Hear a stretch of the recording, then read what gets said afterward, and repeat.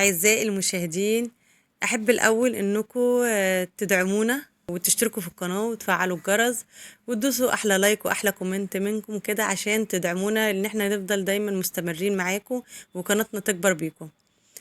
هنتكلم النهاردة في موضوع جديد، هو رؤية علامات ورموز لو شفتها في منامك بتعرف كده منها إنك مصاب بحسد.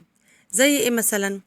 لو الإنسان حلم إن هو شاف عين إنسان أو عين حيوان، دي بترمز إن هو مصاب بحسد.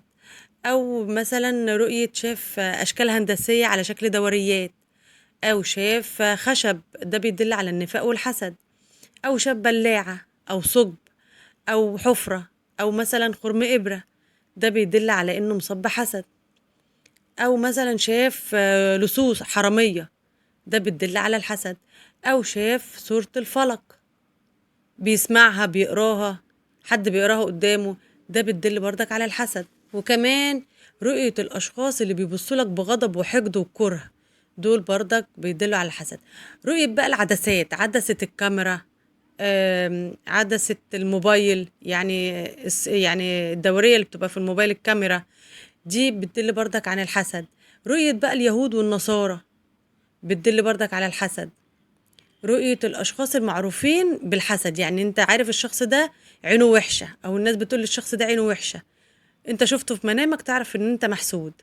رؤية عضة السمك أو الحصان بيهجم عليك، برضك بتدل على الحسد.